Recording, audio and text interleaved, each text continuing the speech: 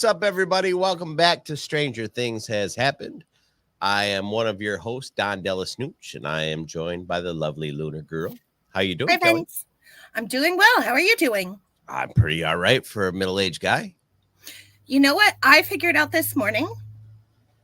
It's our 1-year anniversary on Sunday. It is? We're coming up on 1 whole year. See how quick that happens? I know. You go from I'm not a podcaster to I've been doing this a while. I know what I'm doing. We've been doing this a whole year now with a couple of hiatuses, but life happens. Yeah, of course. So, yay, happy anniversary, Snooch. Yeah, they take time off in between seasons to write a new season. What's the difference? Yeah. And we're coming up on that new season, which is, I believe, spring of next year now they have it slated for. Yep. We might actually be caught up by then. Yeah, we may beat them to the punch. That was the original plan. It was. To have this run right up until the new season launches. Yeah. So we have an end date. They have an end date. Everything's hunky-dory. I like it. Oh, I wanted to show you something. I started working on this. Oh, cool. It is not Lego. It is 10 horses, but it is a really sweet-ass Demogorgon. And I was building that on Salacious Rum's Brick Babe show last Sunday. And I was officially initiated as a Brick Babe. That was sloppy. It was an experience.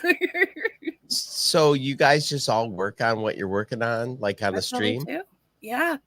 For 2 hours, whoever wants to build Legos goes on and builds Legos, and we all chat and fuck around. So every Sunday at 10 a.m. Eastern, that would be 7 a.m. Pacific time. We don't talk about that. No. It's Eastern Standard Time.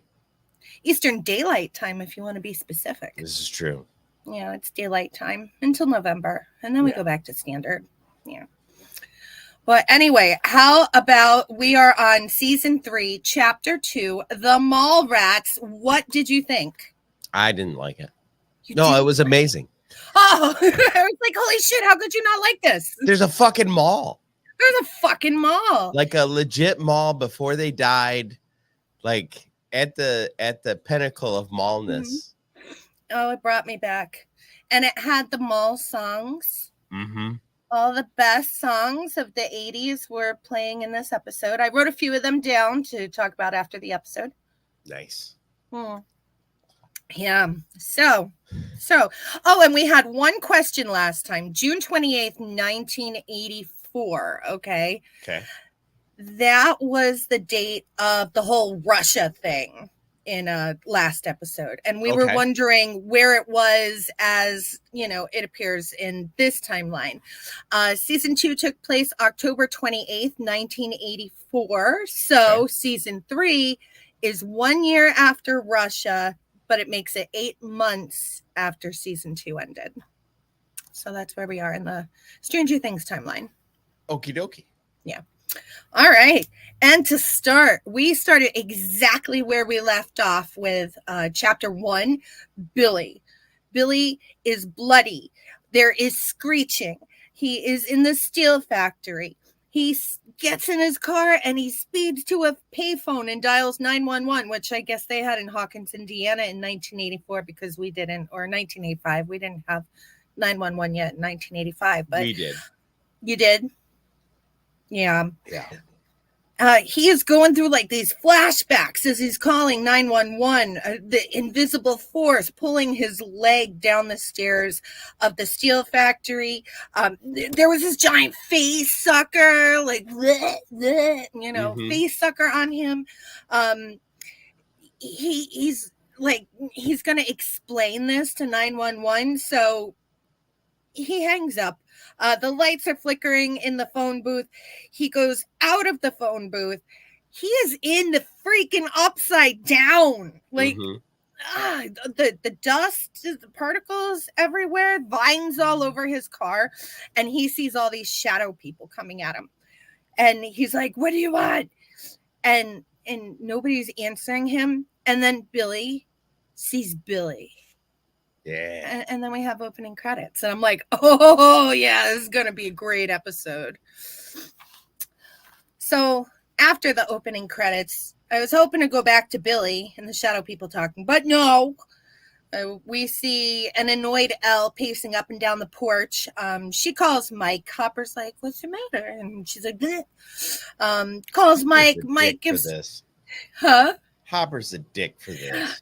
It's all gonna come back on him. I know how this works with teenage girls. It's all gonna come back on him when it comes out. Calls Mike. Mike can't go and hang out with her. His Nana, blah, blah, blah. Karen, fucking Karen's eavesdropping. And she's like, "What's wrong with Nana?" "Mom, get out the phone." Yeah, that's a unique 80s problem. Oh, yes, yes. If it weren't party lines, it was like family members eavesdropping on your phone calls. I remember when like it became a thing that you could have multiple phones. Yep. And this on the same line. Yeah. Because it used to be you just had the one line come into a house. Yeah.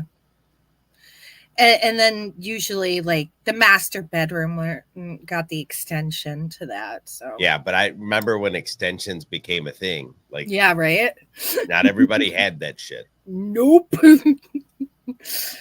So Mike gives her some bullshit line that he needs to be alone with his feelings about Nana, who's in the nursing home and not doing so well. And Elle's like, "Are you lying?" And nothing, and slams the phone down. Hopper's like, "What's going on, honey?" And Elle force slams the door, and then Hopper smiles. Yeah, what a dick. He's just eating his honey snacks. He thinks that was a heart-to-heart. Yeah. Now we pan over to Hopper, who is driving into work, and Don't Mess Around with Jim comes on, Jim Croce, and Hopper's just like jamming out. He drives right over to the pharmacy, and tells Joyce that the heart-to-heart worked, and let's discuss it all over dinner. And Joyce is like, "Okay." And he's like, "It's not a date." And Joyce is like, "A date? What?" Like she's freaking out, and Hopper's like, "No, it's not a date. It's just a couple of friends talking." He gets a call from, his guy, and the guy's like, "Get your ass to City Hall, monster protest going on." And Hopper's like, "Okay, Joyce, I'll see you tonight at 7. And Joyce is like, "Okay." And then she looks over down the aisle and she sees magnets all over the floor, just like with her refrigerator. Yeah, what the fuck? What the fuck? I wonder if it's Bab. Do you still think it's Bab? Do you think it's Bab or the Upside Down? I don't know. It could just be a coincidence, the presence of the whatever's crossing over. I don't know, but it sure is interesting. It is. Definitely something's going on there. So now we're at Nancy, and Nancy's making coffee, and she's looking at the message that she wrote down from the night before, and Jake Busey's being a dick, making fun of her, calling her Nancy Drew again. So funny. She brings coffee to the boss, and Nancy really wants to go check out this message for herself and really, stop being a coffee girl and start being a reporter. And she makes up some lie that she has to go home today because of girl problems, which, every man boss in the mid 80s that hears girl problems is just go. Right. He wants nothing to do with that. So she goes and grabs Jonathan. Now Jonathan's worried, and Jonathan's like, "But what if we get fired?" And Nancy's like, "I wrote it down. We ask for forgiveness, not permission. And if we get fired, great. They're out of that dead ass job." So right. Typical. Now we're at the mall. Okay. We're in the ice cream shop. Robin is meeting Dustin for the first time. Right. I still think Robin's hot. I like her a little more this episode than I did last episode. Last episode, it's like she's just a freaking bitch. You know, she's a chippy bitch. But this episode, she was like kind of cool. Like she's growing on me. You're a chippy bitch. Chippy, you know, like I hate chippies. It's just funny. You're a chippy bitch. So Dustin and Steve, you know, they've had this bromance going on for a couple of seasons now, and nothing has changed between them. They start talking about chicks over Banana Split. Justin's telling him about his girlfriend from science camp, saying she doesn't even mind that the baby teeth are still growing, and kissing is better without teeth. It's so weird, and we still have yet to substantiate that this girl exists. I think she does exist. I'm sticking to that. She does exist. You think that's going to be the plot twist? Is she's going to show up at some point? Oh, wouldn't that be so cool? That would be so cool. And be like, Dustin, why haven't you got a hold of me? Yeah, right. That would be so cool. I would like to see that happen. I don't know about the Phoebe Cates thing. I'd draw the line there. Yeah. Nobody's hotter than Phoebe Cates. No.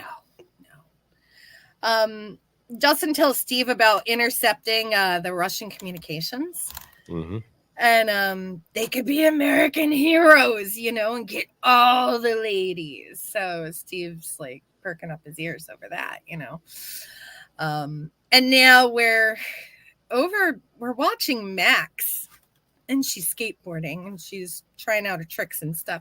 And Elle just walks up to her and they start talking, which is totally not like Elle, but I'm happy to see her evolution. They start talking and Max starts telling her how much a piece of shit Mike is being to her. He's probably playing Atari with Lucas. And Elle's like, but friends don't lie. And Max is like, yeah, but boyfriends do. Right. And, you know, I'm like thinking back to when I was that age. And it's like, she is so right. You know, it took me years to figure that one out. Yeah. Girlfriends lie a lot, too. Yeah. Except for me, I don't lie. I always get caught in a lie. So I'm just. Some of it's just the nature of human beings coexisting. Like, there's some shit you don't need to tell people. Well, that's not a lie if you don't tell them, you know. Well, yeah. Yeah, you're just not telling them everything they need to know. It's not lying. It's just not saying everything. Does this dress make me look fat? Well, no. I was, you know, this pork loin is really tasty. Yes, and it's not dry at all. Not dry at all. Not dry at all. And you've never tasted anything better at any restaurant. Especially, yes. Anyway, carry on. So we pan over to Mike, and of course the boys are at Mike's house, except for Dustin. Lucas and Will are there. He starts telling them how Elle knows I'm lying, and I'm lying because of Hopper, and Hopper threatened me. And Lucas is like, did he threaten to kill you? And he's like, no. And Lucas is like, well, fuck that then. You don't have to lie if he didn't threaten to kill you. And right. Mike's like, but he's crazy. So, and Will, who is not girl crazy at this point, is just setting up Dungeons and Dragons. And Lucas is like, why didn't you consult me? Because like Lucas has all the answers about girls, I guess. We pan back over to Max and Elle. Max is telling Elle, you need to ghost him. You know, don't even acknowledge his existence. Lucas is like, you need to fix this. Max dumped me 5 times and we're still together. You know, it's not the end. And Max and Elle leave to go have fun. And Lucas and Mike leave because they need to go fix this. And Will's like, hey guys, are we playing? So Will gets up and goes and follows them. And now we're at the pool. And this is what I really wanted to see all this time. Okay, we're at the pool. The desperate housewives are being catty about the chickie lifeguard, because she's a chippy. Can't blame her, even her voice annoys me. Well, her voice annoyed me too. So, they have something right. And then Karen sees Billy and she's like, hey, can you watch the kid for a second? And they're like, oh yeah, sure. I have to go to the bathroom. Yeah, sure you do, Karen. Whatever. But Billy's like in the pool chemical room or something like that. Yeah. And Karen's like, she starts explaining why she didn't meet him last night. So I guess Karen got all dolled up, saw Ted freaking snoozing in the lazy boy again, just like said, oh, never mind. But yeah, didn't meet him. Billy looks like all psychotic and shit. And like he's holding like the gallon of pool chemicals. And I'm like, what's Billy gonna do? What's Billy gonna do? Billy's gonna freak out. Karen can't hurt her family. And Billy, you understand, don't you? It's like, shut up, Karen. You're a wannabe slut, Karen. And then like Billy slams her head right off the shelf. And I'm like, oh, no shit. But no, that didn't happen. It was just a hallucination. And I was like, oh, it was kind of almost borderline disappointed, but right. It was just a little hallucination. And he's like, in real life, stay away from me, kid. And he gets all broody and saunters out. I thought that was wild. Like seeing her head smash against them. What the fuck? I was like, oh shit. I really wanted to see that too. Yeah, like really do it. Like, I really wanted to see it. Fuck Karen. Yeah, fuck Karen. Whatever. So now we're on to Robin. We're back at the ice cream shop. Robin's giving everybody free samples because that's what you do at an ice cream shop. She's getting pissed off at the little chippies, the almost chippies, the preteen chippies. Steve is in the back room. He's listening to the Russians now with Dustin because Dustin had his little tape recorder thing, but it was a pocket quarter back then, but it was like this big back then. Right. So they're doing that. Robin looks over at her whiteboard. She had all the work shit on it, and they erased everything because they're trying to figure out the Russian alphabet. And Robin's like, guys, you two don't know shit. I know 4 languages. I don't know Russian, but I'm pretty great with languages, and I can figure out a hell of a lot faster than you can. So, Steve, go out and take care of the chippies, and I'm going to have a break now. And they agree. I was like, hey, that's pretty cool. She's smart. She's like a closet nerd. Yeah. So, and she was in band for 12 years, which could have fooled me. Never saw that coming either. She really is a closet nerd. So she's a bitchy closet nerd. So I'm kind of liking her now. She's fantastic. I'm kind of liking her now. She's growing on me. I'll leave it at that until I see like the next episode. We're back with Nancy and Jonathan, okay? And they're investigating the lead with the most pleasant little old lady. She takes them downstairs and they're like, huh? And she's showing them how all these gigantic sacks of fertilizer were eaten through and by the rats. And Nancy's like, well, do you think they just chew through the bag? But it's like, dude, there's no fertilizer. Like they ate the fertilizer. So they're all thinking that the rat has rabies. And she's like, the old lady's like, something's not right with these rats. And then you hear like this loud crash. And she's like, oh yeah, I caught one of the little fuckers, Yeah. And you see this cage covered in a sheet that's just like floating around. It's like, what's in there? Like, I thought maybe it was like a baby demodog or something again. But no. It's a but rat. We're not going to find out just yet because now we're back at the protest. everybody's protesting in front of City Hall because Mayor Klein's a swine, and Hopper's there to meet with the mayor, just sitting in the hall smoking. And turns out this mayor, he's pompous, he's out of touch with his constituents, and he's Carrie Ewing. Yes, as you wish. He's a nerd rock star.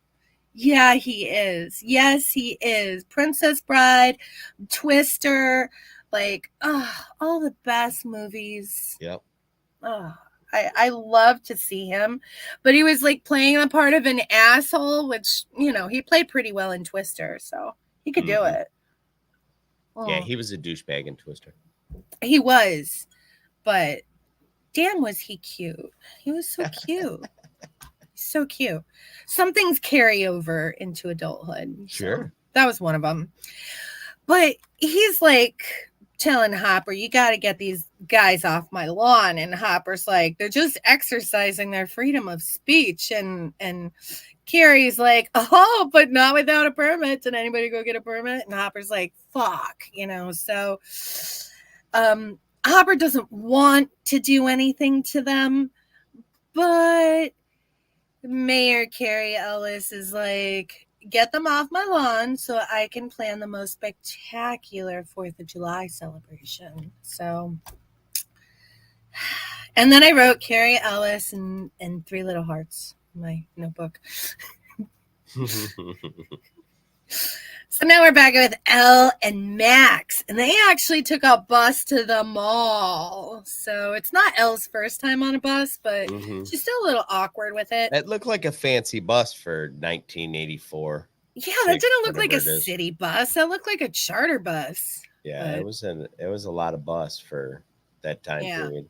Yeah, especially for a little town like Hawkins. Yeah. Well, Ella's saying, I'm not supposed to be here. There's way too many people. And Max is like, have you ever been shopping before? And Ella's like, what's shopping? And then we see Lucas, Will, and Mike on a different part of the mall. And they're looking for a sorry present. And now we cut to Joyce. Joyce has like 20 books that all of a sudden just appeared from the library. You know, they're the library because it had the little Dewey Decimal wrap at the bottom of the side of the book. Right. This is what a bus in 1986 looked like. Yeah, show us. Yeah, there was no way. Just a plain old, like most of them had flat front ends and they were just basic as fuck. Yeah. Well, I guess they couldn't find a bus that worked from 1985. Yeah, maybe. I don't know. Yeah. So Joyce is researching magnetic fields. And nothing against Joyce, but Joyce, she's not the nerd type. So, like, she seems like she's not getting it. She's trying to, though. She takes all of her books and is like, fuck this, and leaves a pharmacy, and she drives to a house, and who do we see? The science teacher, which I can't remember his name at the moment, but he's got the fucking socks on, man. Yep, the socks, the short shorts with the little white rims on the short shorts. Yeah, and those socks with the one bar of color were like the thing. Yup. Knee-high socks. And he's got like these I don't know, goggles or something on, magnifying glasses. I don't know, some scientific shit. Those are for painting. They're not scientific. Yeah. Whatever. They're just magnifying goggles. But he's like painting like delicate details on these army figurines while jamming out to Weird Al. And I was like, oh, hell yeah. Yep. So Joyce is like, I need help. I don't understand. Teach me. But we're not going to see anything just yet. Because now we're seeing Jonathan taking pictures of a psychotic rat. Okay. Right. Like, this rat looks so weird. So weird. Nancy's upstairs making all these phone calls to different pest control companies asking if anybody's had any reports of rabid rats or just rats in general. And she's going down the yellow pages, which was another flashback of mine. They don't have yellow pages now. Mm-hmm. That was great. Jonathan's downstairs, and all of a sudden, like, the little rat starts like having this seizure, and it's like writhing on the bottom of the cage. And Nancy's like, we have to go though, I have a lead. Jonathan's like, but this rat. And Nancy's like, come on. So they leave, and like a moment later, this rat fucking explodes. Like, it pops like popcorn rats. It was popcorn rats again. Mm-hmm. It was popcorn rat. It just went bleh. But this time when it exploded, the ooze that it turned into slithered through the cage and plopped on the floor and like slithered and then got up and started scurrying. So I'm like, what the fuck was that? We don't actually know that didn't happen at the beginning. Because once the rat started popping, we bailed. Yeah, exactly. We didn't know what happened after they turned into like the pink mist shit. Mm-hmm. So weird. But yeah, popcorn rats again. Now we're with Billy. Billy's having a tough time in the sun. He's like completely out of it. He doesn't like the brightness. He doesn't like the feel of it. He gets under his umbrella. He's having a flashback where good Billy, I don't want to call him good Billy, where asshole Billy asks upside down Billy, like, what do you want? And upside down Billy says, we need you to build. And asshole Billy is like, build what? And upside down Billy's like, what you see? And it's like, okay. And now he snaps out of it because his elbow is melting. His elbow is melting in the sun. Right. He's got like a giant, like, gaping wound now in his arm. It's melting flesh. So he gets up and he stumbles to the shower. And of course, every chick around the pool is like, Billy, are you okay? Billy, what's wrong? And it's like, oh, jeez, whatever. They annoy me too.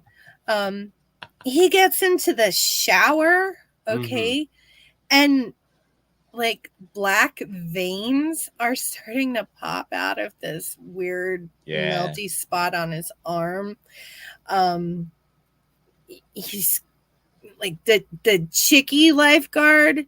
She comes over and like she's like, I heard squealing, and then he hallucinates her saying, take me to him. Yeah. In reality, she's just like, I'm just coming to check on you, Billy. Are you okay?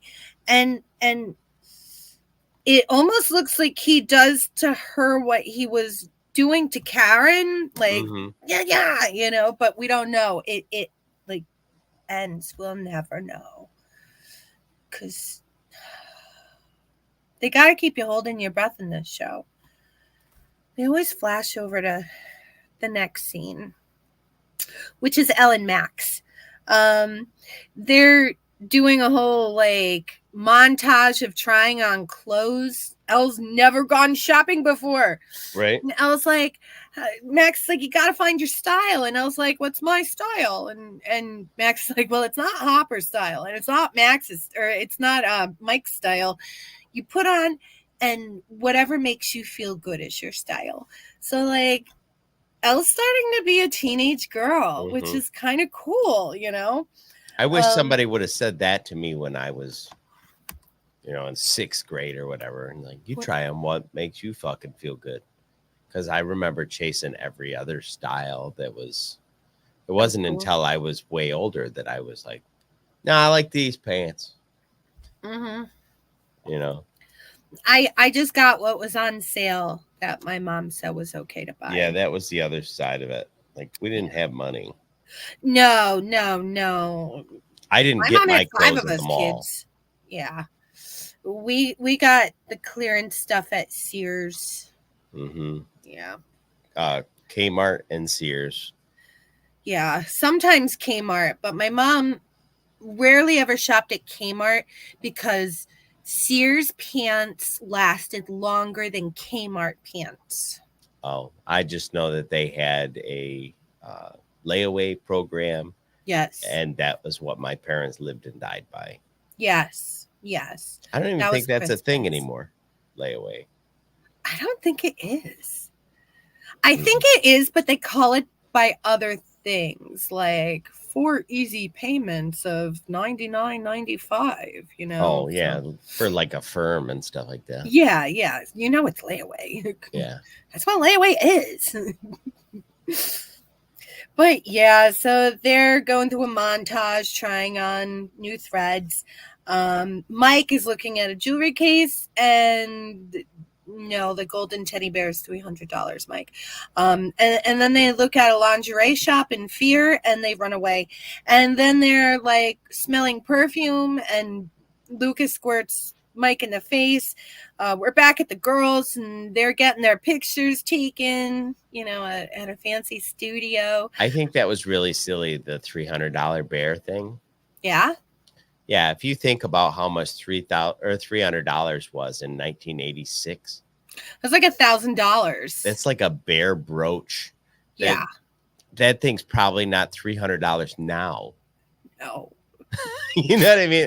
I was just probably in a flea market somewhere. Yeah, and so this is like a Zales, so it's a known quantity. Like we know what they sell at Zales, and yeah. I guarantee that would be at least $1,200 if it was $300 then. Yeah. But so I'm gonna look it up because I'm like, go do that. That would be awesome. Then the girls go to a shoe store, okay, and Max and Elle are giggling and having the best time, and these fucking chippies are like, they're rolling their eyes at Max and Elle, and I'm like, those chicks can just go fuck right off, but it's okay because at the food court, Elle gets her revenge, and when the chippies were trying to pick up dates at the food court, Elle makes their soda explode all over them, and that was like really freaking awesome. I wish I could have done that. We're looking at the boys, and they're all sitting around on the bench, and Will's like, I just wanted to play D&D, and everybody's just ignoring him. It's not as bad as I thought. Yeah, it's $847.94. Yeah, but who wants that? Well, clearly that bear would not be $900, but I'm just like, we were close. I thought it was about 1,000. Yeah. I was off by like $150. Yeah, you were closer than I was. So now we're back at the ice cream shop. Robin and Dustin translated one sentence. Yeah. Elle and Max come in the ice cream shop, and Steve's waiting on them. And Steve's like, are you even supposed to be here, to Elle? And they just giggle and walk away. And then they go outside because it's time to leave. And they're, taking licks off of each other's ice creams, which is what girls did back then. You want to taste fine? Girls do that stuff. And then they find the guys outside at the bike rack. And Elle's like, oh, you're supposed to be visiting your grandmother. And Mike's like, yeah, and I was at the mall getting her a present, and I was getting you a present too. And Elle's like, all lies. Right. I dumped your ass. She dumped him. Her delivery of that was perfect. I dumped your ass. Yeah, that's what I meant to say. And Max hop on the bus. Like, that was awesome. It's all going to come back on Hopper, though. I mean, Hopper never should have threatened Mike. It just. For sure. It never works out that way. And I understand that Hopper doesn't know, and this is his first time having a daughter, and he's being protective dad. So as a middle-aged mom, I get it. But this is going to blow up in Hopper's face. For sure. Yeah. So Hopper, we flash over to Hopper, speaking of Hopper, and he's arresting his friends, and he doesn't want to, but he has to. And then his secretary meets him and gives him a shirt from JCPenney's. It's a new, flashy, bright, with pink spots and peach and white. And it was a terrible shirt. We can move on from there. It was a terrible shirt, but Hopper needed a new shirt for his date, not date with Joyce. And I'm like, oh, he's going to dress up for her. And then we see the fancy restaurant with all the string quartet playing. Right. And Hopper orders some drinks, and he's all nervous, and he's watching the door. And now we're looking at Joyce because it's dark outside and Joyce should be at the restaurant. And her went right out of her head because she's learning about electromagnetic fields with the science teacher. And it's like, oh, Joyce, just go to Hopper. Well, she didn't listen to me. Dick. Hopper's not a dick. Hopper's a dick. Hopper's not a dick. Hopper needs to be with Joyce, and Joyce is like just oblivious because she's like, but magnets. And so teachers explain to her how magnetic fields work, and she's like, well, why do they all fall off my fridge at my house? And he's like, maybe one of your kids bumped the fridge. And she's like, well, why did all the magnets fall off at the pharmacy? And he's like, it's apophenia. You know, when you have something in your head, then you tend to see it all the time. Mm-hmm. And she's like, but what if it's not apophenia? And he's like, it would take a machine, billions and billions of volts and millions of dollars to produce an electromagnetic field this big to affect the entire town. And then we're at the mall.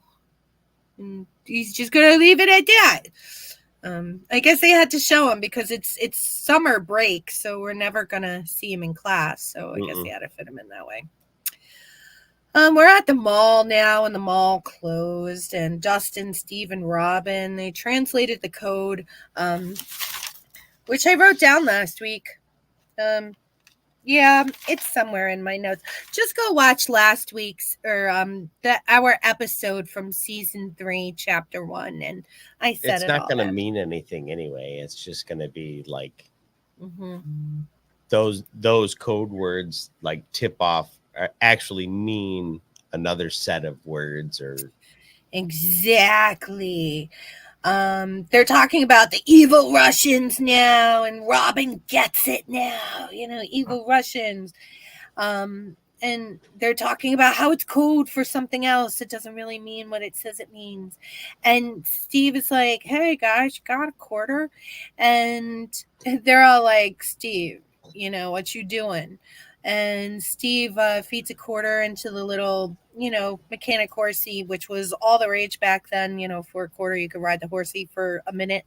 And it starts playing Daisy Bell, which is the same music that's playing in the background of the Russian transcription. How did you know that was the name of the song? You looked it up, or did you know that? I think, well, I watch everything with captions, and it said that. Oh, okay. Yeah, it said that. I think. I don't know. I didn't just know the name of the song, so it had to have been on. It had to have been in the episode. I need VH1 to do pop-up video of my Stranger Things episodes. I love pop-up video. Mm-hmm. That is a thing from the past that I would love to see again. Yeah. Mm-hmm. Rick Astley played clarinet in 9th grade. All right, great. Yeah, right. Oh, I love that shit. I loved all of that shit. So, Steve, who they think is being a dumbass, actually is onto something because he's like, listen, shut up and listen. And they're like, oh, that's the same song that was playing in the background. Yeah. Steve's like, yes, the Russians were not coming from Russia. They were coming from inside the mall. Do you think that means the mayor is connected to the Russians that are in town? Oh, yeah. Oh, yeah. Okay. Just He's checking. an asshole. He's an asshole. And he's like pro mall. And he's like, oh, well, downtown's closing. Nothing I could do about it. So, yeah, he's definitely connected to the Russians. Okay. Mm-hmm. Maybe the Upside Down will have a tornado come and sweep them away. We don't know. Yeah, so now we're at the restaurant. And it's been a couple hours because Hopper drank his double scotch. He drank all of his red. And he was almost done with the nice Chianti that he couldn't pronounce when he ordered it. Mm-hmm. He's looking at all the couples feeding each other their food and giggling and having a nice time. And he was stood up. And he's drunk. He says he's gonna leave, and the waiter's like, "No, you can't take an open bottle outside of our establishment." Yeah, he's like, "Fuck off, waiter! I'm the cops." So he's like stumbling out, and when he's walking past the bar, falls into somebody who looked like a Russian. Do you think he was the Russian? I think that he was probably one of the Russians. Yeah, I think he was a Russian. And now we're finally back at Billy, okay? And this is the only thing I wanted to see, like really wanted to see all episode, okay? Billy, it's nighttime, and he's at the steel mill again, and he walks over to his trunk, pops open the trunk, and who's there but that dumbass lifeguard. Mm-hmm. Yeah, that chippy bitch. She ain't guarding nobody's life right now. That chippy bitch. Chippy bitch. We need to get Stranger Things t-shirts made that say, fuck that chippy bitch. Fuck that chippy bitch. I like that. Karen.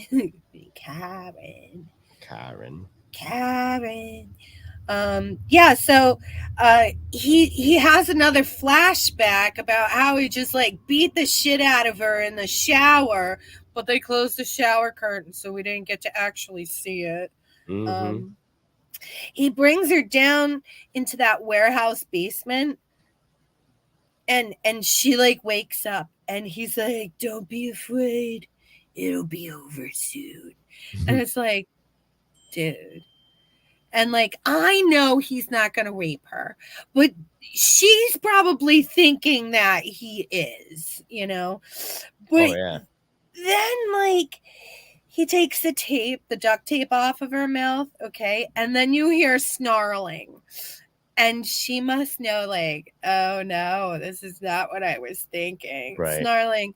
And then you see like a quick flash of a blob, like that fast, and then she screams, and then we don't know anything again. Mm-hmm. Another cliffhanger. I don't remember this many cliffhangers. Every episode always ends in a cliffhanger. Well, it's frustrating. They get you every time, Kelly. They got me again. I keep forgetting. Yeah. It's that kind of a show. It's like 24. Damn it. And then I wrote down a little like the music. I really enjoyed the music. We had some Jim Croce, which we mentioned at the beginning of this episode. We had some Go-Go's. We had some Weird Al singing Baloney. That was awesome. We had Madonna, Material Girl. We had Foreigner again. This is the second time we've heard Foreigner this season. Yeah. Yeah. Last episode, it was I Want to Know What Love Is.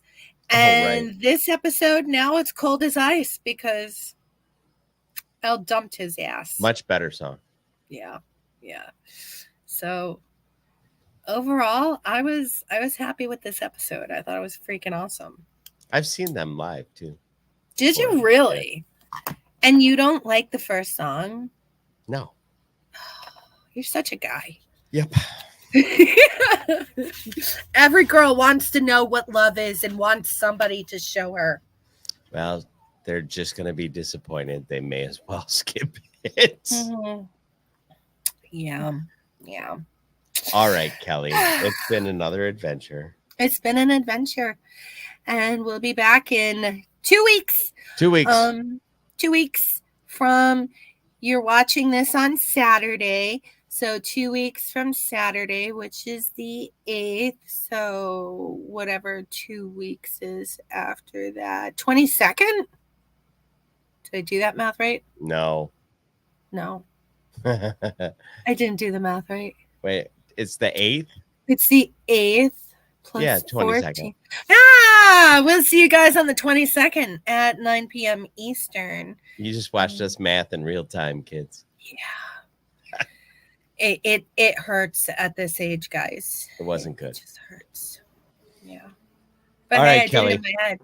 Say goodbye. Bye, friends. Bye, friends. Bye.